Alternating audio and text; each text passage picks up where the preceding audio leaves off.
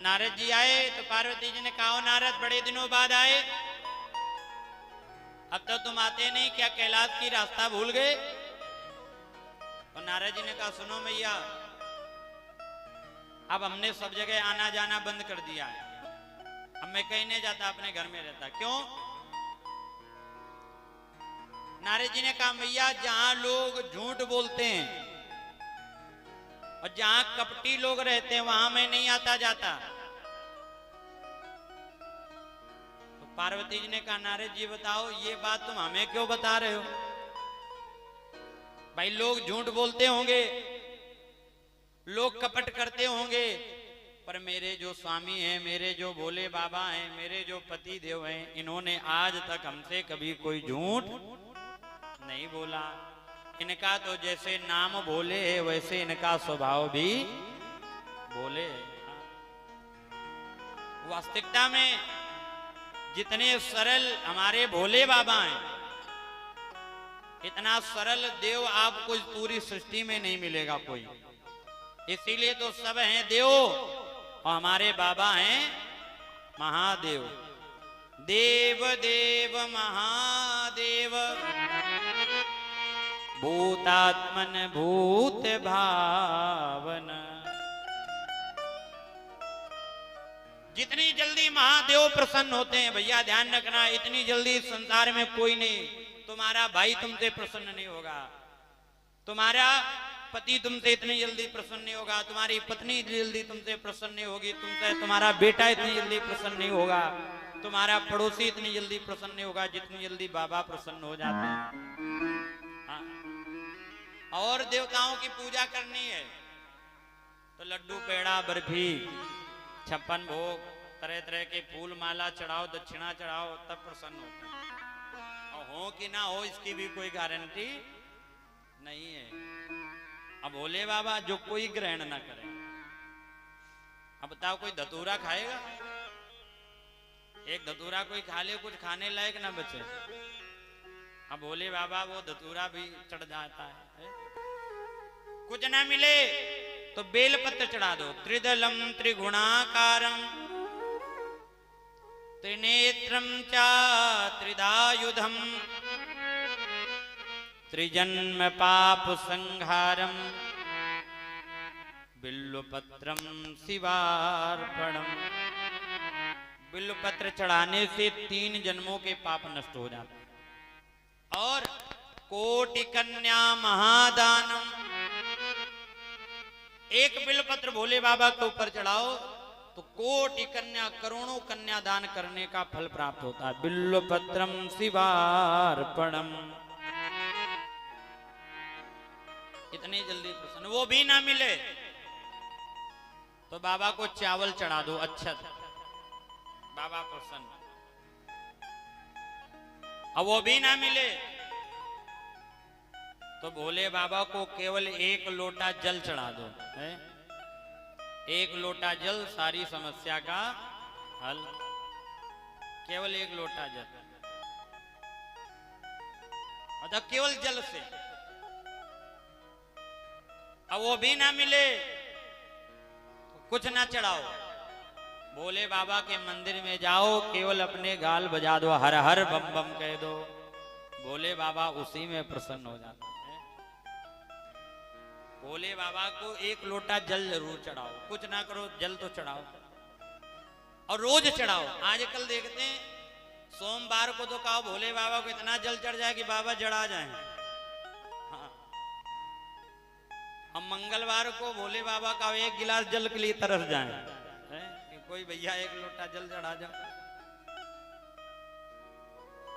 अच्छा, सोमवार को भोले बाबा मंदिर में रहते हैं तो मंगलवार को क्या कहीं अमेरिका में चले जाते हैं? वो भी तो रहते हैं। देखो, दिन के हिसाब से पूजा न करो, दिन उनके लिए बनाए गए जो मंदिर कभी नहीं जाते। कम से कम सोमवार के बहाने चले तो जाओगे। पर जो भगवान का भक्त है उसको दिन नहीं देखना चाहिए। जो भगवान का सच्चा भक्त है उसके लिए तो भगवान प्रतिदिन मंदिर में ही बैठे रहते हैं। जब तुम जाओगे तब तुमको भगवान मंदिर में ही मिलेंगे। इसलिए दिन के हिसाब से नहीं, भोले बाबा बड़ी जल्दी प्रसन्न होते हैं। भोले बाबा ऐसे देव हैं कि सबके लिए व्यवस्था करते हैं पर अपने लिए कुछ नहीं। हाँ, सबको घर देंगे, मकान देंगे, वैभव देंगे, गाड़ी देंगे, सबकी गाड़ी बदला देते हैं, पर भोले बाबा ने आज तक अपनी गाड़ी कभी नहीं बदली। बताओ बदली हो? वही नंदी तब से है बाबा के पास। हम लोग पैसा आता बढ़िया, बाइक साइकिल होती, साइकिल बाइक पे आ जाते, बाइक से कार पे आ जाते, ज्यादा पैसा आता तो हेलीकॉप्टर खरीद लेते हैं। अब बाबा की वही सबसे पुरानी गाड़ी, ओल्ड इज गोल्ड, सबसे बुढ़ी गाड़ी, पुरानी गाड़ी, अब वही काम कर रहे नंदी जी है? और सबको देते हैं भरपूर, जो मांगो।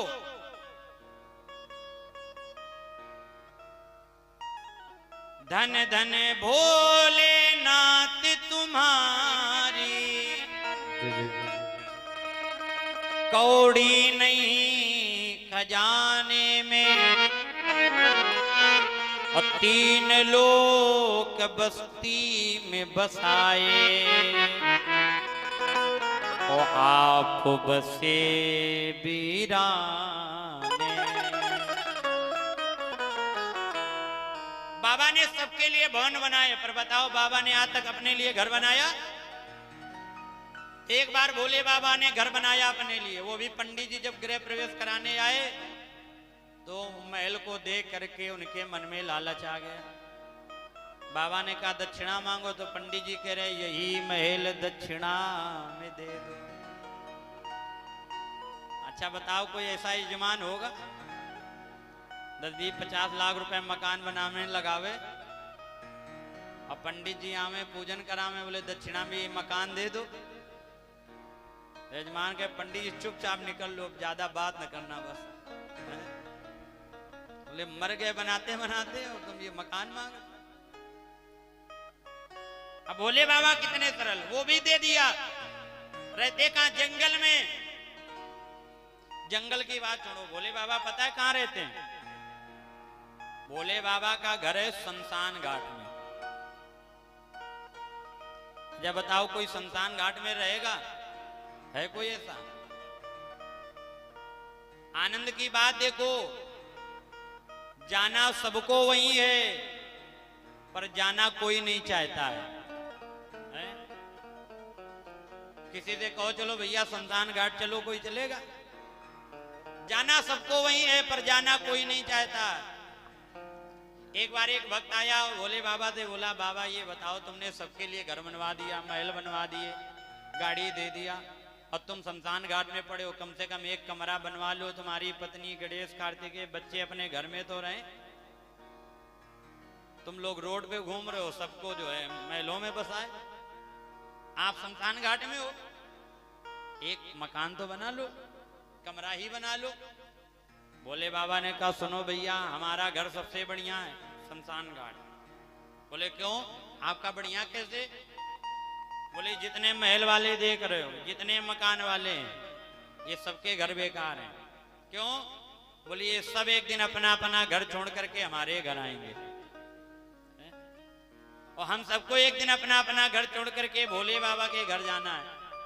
तो भोले बाबा बोले जब आना सबको यही है तो बनाना किसके लिए? जहां आना है वहीं घर बना लो, इसलिए कोई खाली करने के लिए तो नहीं कहेगा।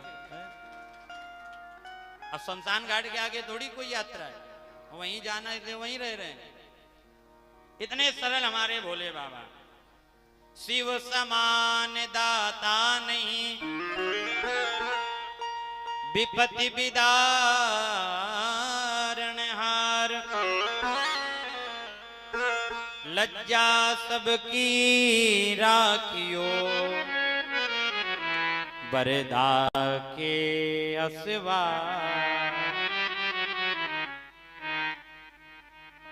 भगवान शिव से बड़ा कोई दाता नहीं है। जब दान देते हैं, वरदान देते हैं, तो ऐसा वरदान देते हैं कि काओ स्वयं फंस जाएं। हाँ, एक बार भस्मासुर ने तपस्या की, बाबा बोले वरदान मांगो। बोले ऐसा वरदान दो जिसके ऊपर हाथ रख के वो भस्म हो जाए। बाबा ने कहा दिया, तो भस्मासुर ने कहा दे तो दिया, पर ये बताओ ये ट्राई कहां करें कि वरदान असली है कि नकली? भोले बाबा ने कहा जिसके लिए मांगा है वहीं ट्राई करो। अच्छा बोले जब तुम गायब हो जाओगे वरदान नकली निकला तो तुम्हें ढूंढेंगे कहाँ? अरे बोले ऐसा थोड़ी वरदान दिया है तुमने तपस्या करी। बोले नहीं। तो बोले फिर क्या करना चाहते हो? तो बदमाश ने कहा पहले तुम ही आओ तुम्हारे ऊपर हाथ रखेंगे। अब भोले बाबा बचे बचे घूम रहे हैं, अपने प्राण बचा रहे हैं, ऐसा वरदान दे दिया खुद फंस गए। इतना सरल, जिसको कहीं स्थान ना मिले, भूत प्रेत, ऐसा कोई व्यक्ति होगा जो भूत प्रेतों को अपने घर में रखे है? अब भोले बाबा भूत प्रेतों को अपने घर में रखते हैं। भूत प्रेत रोने लगे, बाबा सबके घर बनवाए, हमारे लिए कोई नहीं। क्या हुआ? बोले जिसके घर में जाते हैं कोई तांत्रिक बुलाता है, कोई पंडित बुलाता है, हमको भगा देता, हम कहाँ जाएं? हमारे ऊपर भी तो कृपा करो। बाबा बोले तो हमारे पास आओ। बाबा का एक ज्योतिर्लिंग है भीमा शंकर, उनका नाम है डाकिन्याम भीम शंकर। वहां मनुष्य से जाता, भूत प्रेत डाकनी साकनी पिशाचनी वहां रहते। सर्प, भोले बाबा ने सर्प को भी अपने गले में लपेट लिया। सर्प, इसीलिए तो बाबा की प्रतिष्ठा मंदिर घर में नहीं बनाया जाता। छोटा सा शिवलिंग रखना चाहो तो रख सकते हो, चित्र की पूजा का, पर मंदिर घर के अंदर नहीं बनाया जाता। क्यों? यदि बाबा को रखना तो सरल है, पर इनके यदि गण आ गए तो तुम लोग घर पे बाहर हो जाओगे, वही रहेंगे। हाँ, वो रहने नहीं देंगे घर में। तो भोले बाबा इतने सरल। पार्वती जी ने कहा नारद लोग झूठ बोलते होंगे, पर हमारे जो स्वामी हैं इतने सरल हैं, इनको तो जब कान में गुरु मंत्र दिया गया, कहते हैं किसी को बताना नहीं चाहिए, वो भी आकर के हमको बता दिया कि देवी हमको ये गुरु मंत्र मिला। इतने सीधे हैं, इतने सरल हैं कि जब तपस्या करने जाते हैं और तपस्या में प्रभु की झांकी का जब दर्शन होता है तो वो भी आकर के हमको बता देते हैं कि आज हमको प्रभु की इस झांकी का दर्शन हुआ। हमसे कोई बात नहीं छिपाई। नारद जी ने कहा मैया सब बात बताई? बोले हाँ सब बताई। तो नारद जी ने कहा मैया ये बताओ, भोले बाबा ने आज तक आपको ये बताया कि भोले बाबा जो अपने गले में मुंडों की माला पहने घूमते हैं, इसमें किसके मुंड लगे हैं? पार्वती जी ने कहा नारद प्रेम तो बहुत करते हैं, पर आज तक ये नहीं बताया कि अपने गले में मुंडों की माला किसकी पहने। तो नारद जी ने कहा मैया फिर काहे का प्रेम? फालतू की बातें सब बता दी, वो काम की बातें को नहीं बताई। अब तुम जानो, तुम्हारा काम जाने, हम चले। अब लड़ाई की पूरी व्यवस्था नारद जी ने फिट कर दिया। अब मैया बड़ी क्रोध में कि बाबा ने हमको ही नहीं बताया मुंडों की माला किसकी पहने। और नारद जी जैसे बाहर निकले तो बाहर मिल गए भोले बाबा। नारद जी ने कहा बाबा प्रणाम। भोले बाबा ने कहा नारद जी अंदर चलो, कुछ पानी पी लो, लड्डू खा लो, तब जाओ। नारद जी ने कहा बाबा हमारे पास तो समय नहीं है, पर तुम जल्दी जाओ, तुमको मैया ने याद किया है। बोले बाबा बोले नारद ऐसे चाहे भले ना याद करती, पर जहां तुम्हारे चरण पड़ जाएं वहां तो लड़ाई की फुल व्यवस्था है। अब नारद जी तो चले आए। जैसे भोले बाबा आए तो आज देखा पार्वती जी बड़ी क्रोध में। अब भोले बाबा आए, बोले देवी क्यों डर रही हो? पहले के समय में जब माताएं रूठ जाती थी तो इनके रूठने का कमरा एक अलग बना दिया जाता था। हाँ, और उस कमरे का नाम रख दिया जाता था कोप भवन। कोई मैया रूठती थी, कोप भवन चली जाती थी, तो घर वाले समझ जाते थे कि आज बच के रहो, काली मैया की सवारी आज आई है। पहले की माताएं रूठती को भवन जाती थी, आजकल की माताएं रूठ जाएं तो बैग तैयारे रहती है। हाँ, सीधे मायके भागती हैं। हाँ, ज्यादा दिक्कत हो गई तो मायके से पहले थाने पहुंच जाएंगे। हाँ, और तरह तरह के विवाद चालू हो जाते। पर पार्वती जी ने घर नहीं छोड़ा, क्रोधित हैं पर घर में ही हैं। आज भोले बाबा ने कहा देवी तू क्यों रोटी है, रूठने का कारण क्या है? पार्वती जी ने कहा बाबा आप हमसे प्रेम नहीं करते, तुम बड़े कपटी हो। भोले बाबा ने कहा देवी कपटी तो वो होता है जो झूठ बोलता है, और हमने तो आज तक तुमसे कोई झूठ बोला नहीं, हम कपटी कैसे हो गए?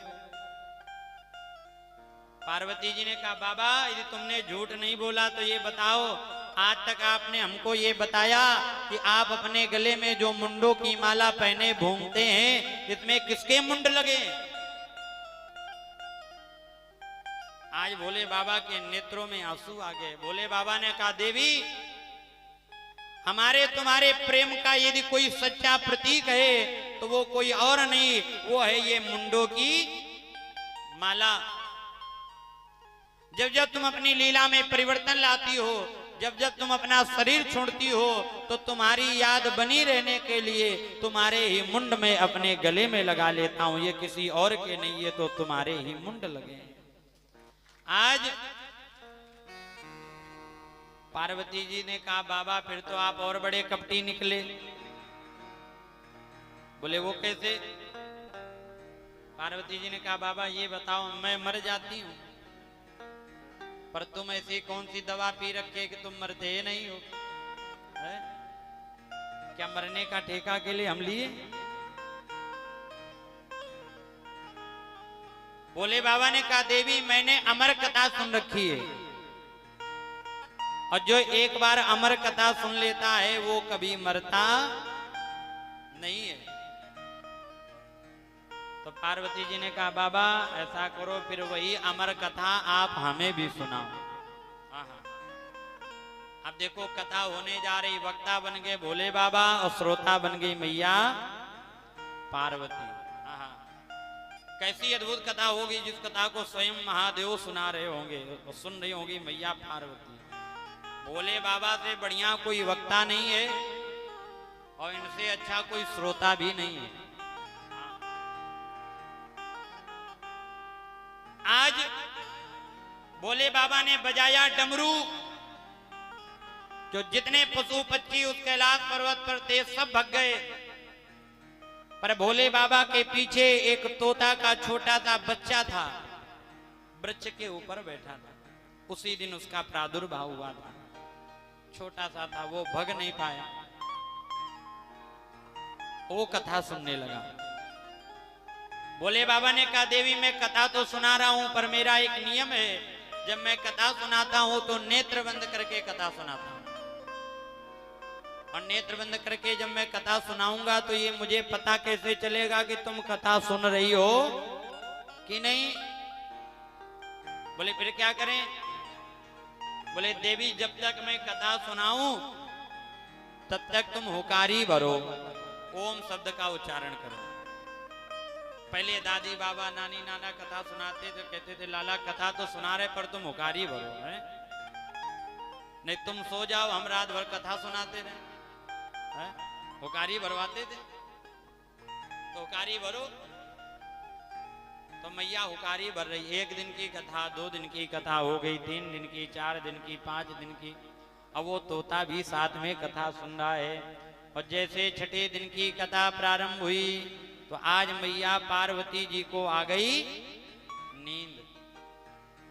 अब मैया तो सो गई, तोता ने देखा मैया सो गई, अगर बाबा जान गए तो कथा सुनाना बंद कर देंगे, ना मैया कथा सुन पाएगी और ना मैं। तो आज तोता जो है वो मां के आवाज में हुकारी भरने लगा पार्वती जी की जगह। कथा सुना रहे और मैया पार्वती सो गई और मां पार्वती जी की आवाज में वो तोता हुकारी भर रहा है।